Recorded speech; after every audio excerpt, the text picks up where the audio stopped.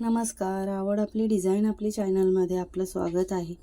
तर आपल्या आजच्या व्हिडिओमध्ये तुम्हाला सुंदर अशा प्युअर सिल्क डिझायनर साड्या बघायला मिळतील. सुंदर असे कलर्स आहेत, सुंदर अशा डिझाईन्स आहेत. तुम्हाला कोणत्या कार्यक्रमासाठी, लग्न समारंभासाठी वगैरे साडी खरेदी करायची असेल तर आपल्या चॅनलवरचे व्हिडिओज बघून तुम्हाला आयडिया येईल की आपण कशा प्रकारे साडी खरेदी केली पाहिजे, कोणता कलर घेतलं पाहिजे, कसं डिझाईन असलं पाहिजे, म्हणजे आपलं लुक चार चौघात कसं उठून दिसेल. तसेच तुम्हाला आपल्या चॅनलवरती वेगवेगळे ज्वेलरी, नेल आर्ट, मेहंदी, हेअरस्टाईल अशा अनेक प्रकारचे डिझाईन्सचे व्हिडिओज बघायला मिळतील. जर तुम्हाला आपल्या चॅनलवरचे डिझाईन्सचे व्हिडिओज आवडत असतील तर चॅनलला सबस्क्राईब करा. बेल आयकॉनचं बटन प्रेस करा, म्हणजे आपल्या व्हिडिओचे जे येणारे नोटिफिकेशन्स आहेत ते तुम्हाला सर्वात आधी मिळतील. आणि व्हिडिओ पूर्ण बघितल्याबद्दल धन्यवाद.